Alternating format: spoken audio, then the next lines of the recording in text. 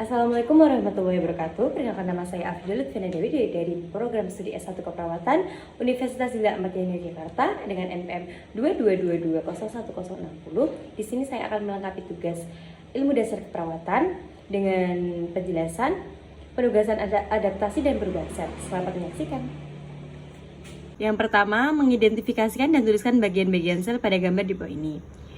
Yang A yaitu ribosom, B inti sel, C nukleus, D retikulum endoplasma kasar, E membran plasma, F sentriol, G mikrotubulus, H lisosom, I sitoskeleton, J vakuola, K mitokondria, L paroxisome, M asparagus Golgi, dan N sitosol. Yang kedua, identifikasikan dan sebutkan proses adaptasi yang terjadi pada sel yang ada dalam gambar di bawah ini. Adaptasi sel yang terjadi adalah atrofi.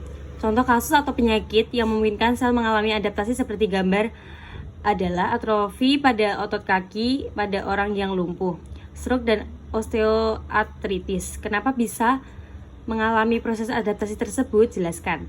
Ada dua faktor. Yang pertama, faktor fisiologis yang diakibatkan oleh proses maturasi yang tidak sempurna di awali perkembangan. Dua, faktor patologi yang diakibatkan oleh suatu penyakit. Dua faktor ini disebabkan karena otot terlalu lama tidak dipakai, karena proses penuaan, otot mengalami penyusutan.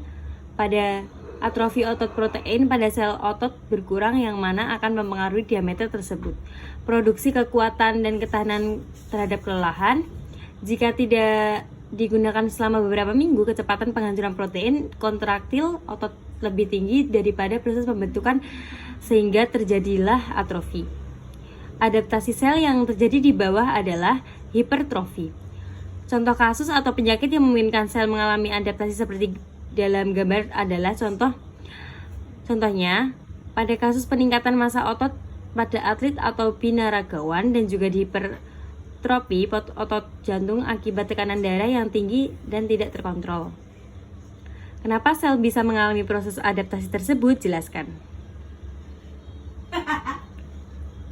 Akibat dari mekanisme kompensasi yang dilakukan sel karena adanya tekanan mekanisme yang besar sehingga mengakibatkan sel bertambah besar atau rangsangan hormon. Pada hipertrofi jantung, otot jantung bekerja terlalu keras sehingga otot mengalami penebalan. Adaptasi sel yang selanjutnya adalah hiperplasia.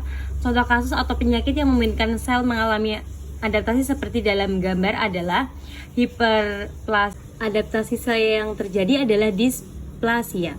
Contoh kasus atau penyakit yang memungkinkan sel mengalami adaptasi seperti dalam gambar adalah displasia serviks. Kenapa sel bisa mengalami proses adaptasi tersebut? Jelaskan. Karena sel atau jaringan berkembang biak secara tidak normal. Sel abnormal displasia memiliki inti yang lebih banyak daripada sel yang sehat.